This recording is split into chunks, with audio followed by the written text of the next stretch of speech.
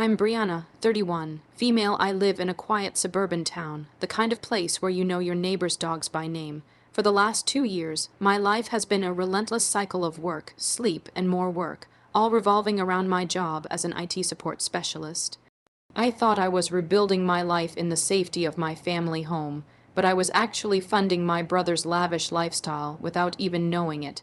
This is the story of how I discovered the truth and took back not just my money, but my life.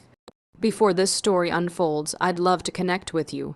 Please let me know in the comments where you're watching from and what time it is in your corner of the world. It's amazing to see how far these stories can travel. 2 years ago, my world fell apart. A sudden, messy divorce left me emotionally shattered and financially ruined. My ex had drained our joint accounts, leaving me with nothing but a mountain of debt and an eviction notice. I was working a decent job in IT support, but it wasn't enough to cover a security deposit and first month's rent on a new apartment, especially with my credit score in tatters. I was desperate, couch, surfing with friends and feeling more hopeless with each passing day. That's when my older brother, Ethan, called. "Bree, I heard what happened," he said, his voice dripping with synthetic sympathy. "Jess and I were talking. Why don't you come stay with us in the old family house? There's plenty of room." The old family house was the one we grew up in. After our parents passed away a few years prior, Ethan, being the older sibling and a real estate agent, had taken charge of the estate. He told me the housing market was terrible and it was best to hold onto the property for a while. He and his wife, Jessica, moved in to keep an eye on things and do some updates. I was grateful at the time, too consumed with my own grief to question it. The offer felt like a lifeline. "Are you sure, Ethan? I don't want to be a burden." "Don't be silly," he'd said smoothly. "Your family, of course, will have to treat it like a proper rental agreement, just to keep things fair and official. We're managing the property's expenses, you know. Taxes, insurance, upkeep. It all adds up. We were thinking $50,000 a month. That's a steal for this area, and it will help it cover the mortgage and bills. $5,000. The number hit me like a physical blow. It was more than half of my primary income, but when I hesitated, he laid the guilt on thick. "Look, Bree, we're doing you a massive favor. No credit check, no security deposit. You won't find that anywhere else. We need to be responsible for the house our parents left us." He was right. I was in no position to argue. My other options were non-existent, so I agreed. I told myself it was temporary, a way to get back on my feet. I'd work hard, save up, and be out in a year. That was the plan. I moved into my old childhood bedroom, the floral wallpaper a ghostly reminder of a simpler time. To make the rent, I had to take on 2 additional jobs. My days started at 7 a.m. at my full-time IT gig. From 6 p.m. to 10 p.m., I worked remote customer service for an online retailer. On weekends, I did freelance tech support for small businesses, often working until 2 a.m. on a Saturday night. Sleep became a luxury I couldn't afford. I was constantly exhausted, living on cheap coffee and instant noodles while the smell of Jessica's gourmet cooking wafted up the stairs. They treated me less like a sister and more like a tenant they barely tolerated. Conversations were brief and superficial. They'd ask how work was, but their eyes would glaze over before I could answer. Jessica, a lifestyle influencer, was always filming content around the house, showing off a new designer handbag in the living room or an expensive organic meal in the kitchen I barely used.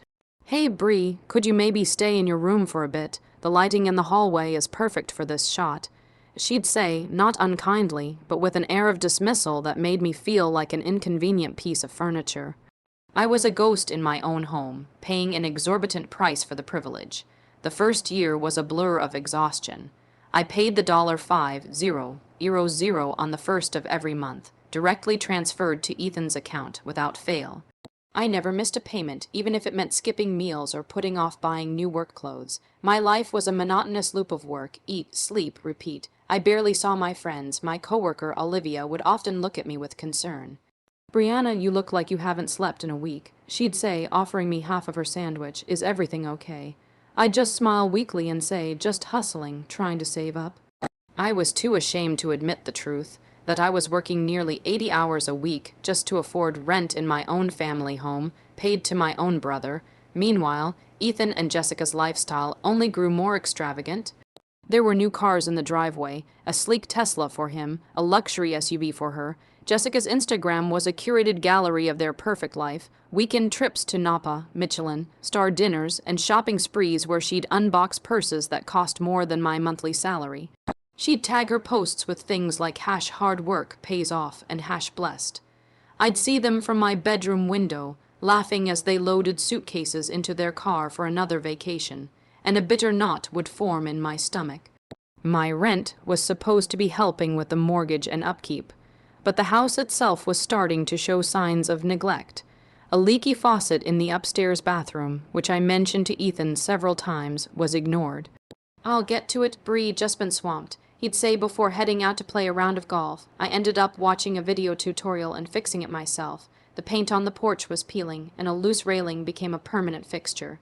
It was clear that none of my money was going back into the property. The real breaking point came during the holidays. It was Christmas Eve, and I had just finished a grueling 12-hour shift. I came home, tired but looking forward to a quiet night. As I walked in, Ethan and Jessica were in the living room, surrounded by a mountain of presents under a perfectly decorated tree. They barely looked up. "Oh, hey, Bree," Ethan said, distracted as he attached a gift tag to a large, flat-screen TV box. "Big day tomorrow. Jess's whole family is coming over. I wasn't invited. It wasn't a surprise, but it still stung. Sounds nice." I mumbled, heading for the stairs. "Hey, before you go," Jessica called out, her voice bright and cheerful. "Since you'll be here tomorrow, could you make sure to stay in your room while our guests are here? It would just be easier, less awkward to explain the living situation." I stopped, my hand on the banister. I was working 3 jobs to pay them a fortune, and they wanted me to hide in my room like a dirty secret while they celebrated with their family in the house our parents built. The house that was supposed to be my home, too. I looked at the extravagant gifts, the designer clothes they were wearing, and the sheer, unadulterated selfishness of it all. For the first time, the exhaustion gave way to a cold, hard anger. "No problem," I said, my voice dangerously quiet. "Wouldn't want to be an inconvenience." I went to my room, shut the door, and didn't come out. I didn't cry. The sadness had burned away, leaving something else in its place, suspicion. None of this added up. The exorbitant rent, their lavish spending, the neglect of the house. Ethan had always been slick, but this felt different. This felt predatory. That night, I didn't sleep. I sat at my desk, the glow of my laptop screen illuminating my face, and for the first time in 2 years, I started to think. The hustling was over. The investigation was about to begin. My plan began with a simple, gnawing question. Where was my money going? Ethan had mentioned a mortgage, but our parents were meticulous planners. They had worked hard their whole lives to pay off the house before they retired. I had a distinct memory of my dad, just a few months before he passed, standing on the porch and saying, "It's all ours, kids. No bank owns a single brick of this place. It's for you and your brother." Could there be a second mortgage, a home equity loan? Ethan was a real estate agent. He would know how to do that, but it felt wrong. It felt like a lie. I needed proof, but I couldn't just ask him. He was a smooth talker and would spin a story so convincing I'd end up apologizing for even doubting him. I had to find something concrete. My IT skills, honed over years of troubleshooting and data recovery, were about to become my greatest asset. Ethan and Jessica were digitally savvy but careless. They used a shared family computer in the downstairs office, the one our dad used to use. I knew from my work that people are often lazy with their personal files, assuming no one will ever look. My opportunity came a few days after New Year's. Ethan and Jessica left for a wellness retreat in Arizona, a trip Jessica was documenting extensively on her Instagram. Time to detox and set our intentions for the new year. #couple goals. She posted from a first-class airplane seat.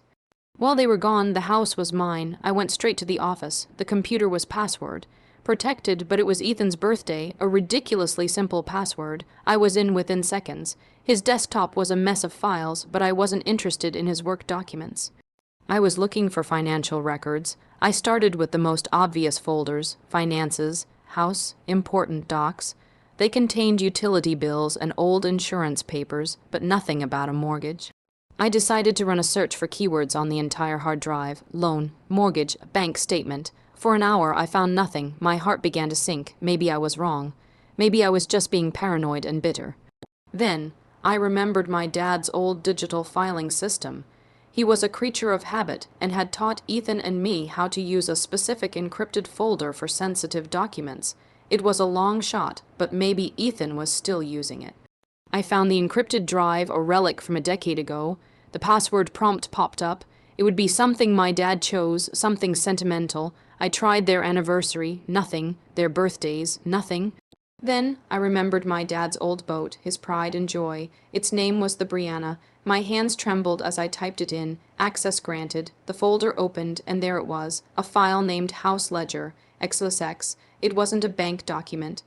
It was a spreadsheet Ethan had created himself. I clicked it open, and my blood ran cold. The spreadsheet was meticulously detailed. It had columns for date, item, category, and amount. It tracked every single penny of their spending for the past 2 years. And it was all color-coded. There was a category for Jessica Personal, filled with entries like Gucci handbag $2, 800, Balenciaga shoes $1, 100, and weekly spa day $4, 150. There was a category for Ethan Personal, with golf club membership $6,000, watch $4,000, and boys Vegas trip $3, 500. There were categories for vacations, car payments, and 5-star restaurants. Then I saw it, a category labeled income. It had only 2 recurring entries. One was Ethan commission variable. The other, in a stark, bold font, was Brianna rent. Every month, a clean $5,000 entry. I scrolled down to the bottom of the ledger to a summary table. It showed their total monthly expenses averaged around $12,000. Ethan's commissions were sporadic, sometimes as low as $3,000 a month. My rent wasn't just helping out. It was their primary, stable source of income. I was single, handedly funding their entire lavish lifestyle. I was their personal ATM, but the most damning piece of information was in another folder on that same encrypted drive. It was a scanned PDF. The document title was Deed of Ownership. I opened it. There, in clear, official language, was the proof I needed. The house was fully paid off and had been transferred to a family trust upon our parents' death. The beneficiaries of the trust, with equal 50/50 ownership, were listed as Ethan Miller and Brianna Miller. There was no mortgage, there never had been. The house was half mine. He hadn't just been overcharging me for rent. He had been illegally charging me rent to live in a house I already half owned. The lie wasn't just a lie, it was fraud. The air left my lungs. The sense of betrayal was so profound, so absolute, it felt like I was drowning. He wasn't just my brother, he was a thief, and I had the evidence to prove it. For a full day, I was paralyzed by the discovery. The anger was so immense it was suffocating, but beneath it was a deep, gut-wrenching sorrow. This was my brother, the boy who had taught me how to ride a bike and who had held my hand at our parents' funeral. How could he do this? How could he look me in the eye every day, knowing he was bleeding me dry for his own selfish gain? The sorrow, however, quickly hardened into resolve. I wasn't going to break down. I was going to fight back. But a confrontation without a solid plan was useless. Ethan would deny everything, delete the files, and paint me as the crazy, ungrateful little sister. I needed more than just a spreadsheet on a computer. I needed irrefutable proof and a legal strategy. I copied the entire encrypted drive onto a secure, password-protected flash drive. I then went a step further, using my IT skills to create a cloud-based backup, hidden in a place he would never think to look. I also took time, stamped screenshots of the ledger and the deed, documenting the date and time of my discovery. The digital trail was secure. Next, I needed to understand the legal ramifications. My friend Olivia, who had been my rock through all of this, had a cousin who was a real estate lawyer. I called her, my voice shaking as I explained the situation in broad strokes. Olivia, I need some legal advice about a tenancy and ownership issue. It's complicated. Olivia, ever perceptive, knew something was seriously wrong. Bree, whatever it is, you've got this. I'll get you his number. He's the best. I met with the lawyer, a man named Mr. Harrison. The following week, I laid out the whole story, presenting him with the copies of the deed and the financial ledger. He listened patiently, his expression growing more grim with each detail. When I finished, he took off his glasses and looked at me with a mixture of pity and professional outrage. M.S. Miller. He began, his voice calm but firm. What your brother has been doing is not just morally reprehensible, it is unequivocally illegal. As a co-owner of the property, you have a right to live there. He cannot charge you rent. What he has done is essentially extorted money from you under false pretenses. This is a case of fraudulent misrepresentation and unjust enrichment. He explained the concept of a partition action, a legal process where a co-owner can force the sale of a property, but he also suggested another, more powerful route. Given the clear evidence of fraud, he said, we can sue him for every penny you've paid him, plus damages. We can put a lien on his assets. As a licensed real estate agent, an official fraud charge could jeopardize his career. He has a lot more to lose than just this house. The lawyer's words were a balm to my raw nerves. I wasn't crazy. I wasn't overreacting. I had a case, a strong one. Mr. Harrison advised me to continue playing my part, go home, keep paying the rent, he instructed. Do not let them know you suspect anything. We need to build our case without tipping him off. We need to gather more evidence of their spending and his misrepresentation. So I went back to the house and resumed my routine. It was the hardest thing I've ever had to do. Every time I saw Jessica post a photo of a new designer purchase, I felt a surge of rage, knowing I had paid for it. Every time Ethan asked, how was work? With that fake, pleasant smile, I had to swallow the bile that rose in my throat and answer, fine, just tired. I started my own quiet investigation. I began documenting everything. I took pictures of their new cars. When packages from luxury brands arrived, I took photos of the boxes before they brought them inside. I made notes of their vacations. I even activated a voice recorder app on my phone during a conversation where I casually asked Ethan about the mortgage payments. Yeah, they're a killer. He sighed dramatically, leaning against the kitchen counter. The bank is just relentless, but don't you worry about it, Bree. That's why we have our little arrangement. We're a team. I got it all on tape. Every lie, every deception. The evidence was piling up, brick by brick, building a fortress around my case.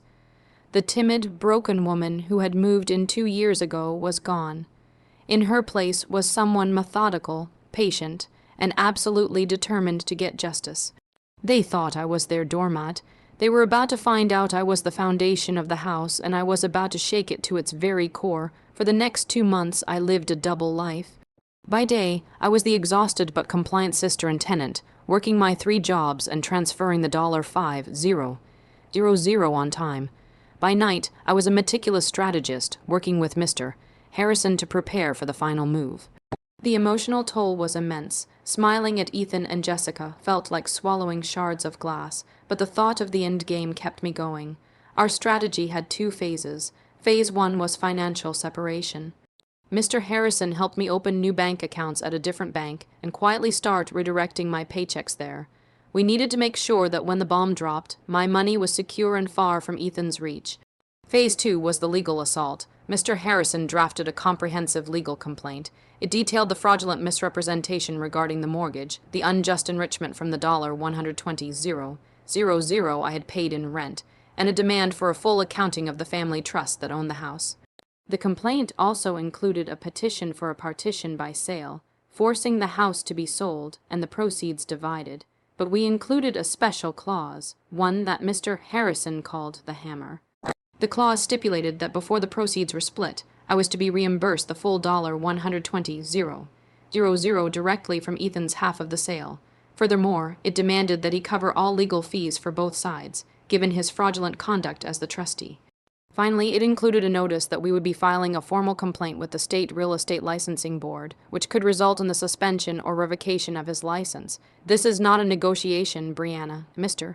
Harrison had explained, tapping the file. This is a demand. We present him with a choice. Either agree to our terms completely, or we proceed with a lawsuit that will ruin him publicly and professionally. The plan was to serve him the papers at a moment of maximum impact. I knew just the occasion. Jessica was obsessed with appearances and social status. For her 34th birthday, she was planning a lavish dinner party at the house. She had been talking about it for weeks, hiring caterers and sending out expensive invitations to all of their influencer friends and Ethan's real estate colleagues. It was going to be her crowning social event of the year, a showcase of the perfect life I had been funding. It was the perfect stage for it all to come crashing down. I continued my act. When Jessica asked me to make sure I stayed out of the way during her party, I agreed with a placid smile. Of course, Jessica. I have to work that night anyway. I lied. It was a Saturday, and I had already requested the night off from my part-time jobs weeks in advance. The day before the party, I made the final rent payment. I transferred the $5,000 as usual, but this time in the memo line I wrote, "Final payment account #XXX." It was a small, defiant act that only I understood. The account was closed. That night, my heart pounded with a mixture of terror and exhilaration. For 2 years, I had been a victim, a silent cog in their machine. Tomorrow, I was taking control. I went through my evidence one last time, the copy of the deed, the spreadsheet, the audio recording of Ethan's lies, the photos of their extravagant purchases. Everything was in a neat folder, ready for Mr. Harrison's process server. I looked at myself in the mirror. The dark circles under my eyes were still there, but my gaze was different. It was clear, steady, and hard as steel. The woman who had been broken by a divorce and exploited by her own blood was gone. I was my parents' daughter, and this was their house. It was time to reclaim it. Ethan and Jessica were about to host the party of a lifetime, but it would be the last one they ever threw in my home. The evening of Jessica's party arrived, a cool, clear Saturday night. The house buzzed with activity. Caterers moved through the kitchen, a bartender set up a station on the patio, and expensive cars began to line the street. I stayed in my room, listening to the muffled sounds of laughter and music float up the stairs. Jessica's voice, high and performative, cut through the noise as she greeted her guests. Around 8 p.m., when the party was in full swing, I received a text from Mr. Harrison, server is on site, awaiting your signal. My heart hammered against my ribs. This was it. I took a deep breath, smoothed down the simple black dress I had chosen for the occasion, and walked out of my room. As I descended the stairs, the party came into view. The living room was filled with perfectly dressed people holding champagne flutes. Ethan and Jessica stood in the center of the room, soaking in the adoration. Jessica was wearing a shimmering designer gown, and Ethan had his arm around her, a smug, proprietary smile on his face. No one noticed me at first. I was just part of the background, the quiet sister who lived upstairs. I walked calmly to the main sound system and turned the music down. The sudden drop in volume caused conversations to trail off. Heads turned. 100 pairs of eyes fell on me. Ethan's smile faltered. "Bree, what are you doing? I thought you were working." I took the night off. I said, my voice clear and steady, carrying across the silent room. I couldn't miss Jessica's birthday, and I have a gift. I pulled out my phone and connected it to the Bluetooth speaker. Before anyone could react, I played the recording. Ethan's voice filled the room, slick and confident. "Yeah, the mortgage payments, they're a killer. But don't you worry about it, Bree. That's why we have our little arrangement. We're a team." A confused murmur rippled through the crowd. Ethan's face went white. Jessica looked at him, her perfect smile frozen in confusion. "A mortgage?" I asked loudly, looking directly at my brother. "That's funny, because I could have sworn Dad and Mom paid this house off a decade ago. I guess I must have been mistaken." I continued, my voice gaining strength with every word. "For 2 years, my brother Ethan, your host tonight, has been charging me $5,000 a month to live in the house that I own with him. That's $120,000. He told me it was for a mortgage that doesn't exist and for upkeep that never happened. But I know where the money really went." I gestured around the room. "It went to this party. It went to your Tesla, Ethan. It went to your designer handbags, Jessica. It went to your trips, your expensive dinners, your golf memberships. All of you are standing here tonight, enjoying a party that was paid for by my 3 jobs." The silence was absolute. Jessica's face had crumpled into a mask of horror. Ethan looked like he was going to be sick. His friends and colleagues were staring at him, their expressions ranging from shock to disgust. Just then, the doorbell rang. "I'll get it," I said sweetly. I walked to the front door and opened it to reveal a stern-looking man in a suit. He was the process server, Ethan Miller. The man asked, his voice booming into the silent foyer. Ethan, looking like a cornered animal, could only nod mutely. "You've been served," the server announced, handing him a thick legal envelope. I turned back to the stunned crowd. "This," I said, my voice ringing with finality, "is my official invoice. It's a lawsuit demanding the return of my $120,000, the immediate sale of this house, and a formal complaint to the real estate board for fraud." I looked straight at Ethan, whose hands were trembling as he held the envelope. "Happy birthday, Jessica." I didn't wait for a reaction. I turned, walked back up the stairs, and locked my bedroom door. The party was over. Below me, I could hear the sounds of chaos erupting. Angry whispers, excuses being made, and the hurried footsteps of guests fleeing a sinking ship. It was the most beautiful sound I had ever heard. The aftermath was swift and brutal. The party dissolved in minutes, leaving Ethan and Jessica standing alone in the wreckage of their social life. The story of what happened spread like wildfire through their social and professional circles. Jessica's influencer career imploded overnight. Her comment sections were flooded with accusations and scorn. She deactivated her accounts within a week. Ethan's downfall was even more spectacular. Faced with irrefutable evidence and the threat of a public career-ending lawsuit, he folded completely. He didn't have the money to fight it, and he certainly didn't have the character. Through his lawyer, he agreed to every single one of our demands. The house was put on the market and sold within a month for a very good price. At the closing, the funds were dispersed exactly as Mr. Harrison's clause had stipulated. The first $120,000 from the proceeds was wired directly to my new secure bank account.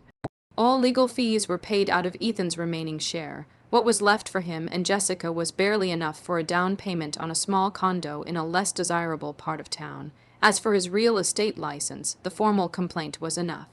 An investigation was launched, and while he wasn't charged criminally, the board found him guilty of unethical conduct and breach of fiduciary duty. His license was suspended for 2 years. He lost his job, his reputation, and his pride. I never spoke to my brother or Jessica again. They tried to reach out once with a weak, self-pitying text message from Ethan about making a mistake and being under pressure. I deleted it without a response. There was nothing to say. They hadn't made a mistake. They had made a calculated choice to exploit me at the lowest point in my life. Our relationship wasn't broken. It had been an illusion all along. With my money back and my half of the house sale, I was finally free. I quit my 2 extra jobs, a liberating feeling I can't even describe. I found a beautiful apartment for myself, a place that was truly mine. I decorated it exactly how I wanted, filling it with light and peace. I started seeing my friends again, including Olivia, who had been my constant source of support. We celebrated my new life with a simple dinner, no pretense, just genuine friendship. It took time to heal from the betrayal. The scar on my heart will probably always be there, a reminder of how cruel family can be, but it no longer defines me. I am no longer Brianna the victim, the exhausted doormat. I am Brianna, the woman who fought back. The woman who reclaimed not just her inheritance, but her life, her dignity, and her name. I stand on my own 2 feet in my own home, and for the first time in a very long time, I feel at peace. And that is a priceless victory.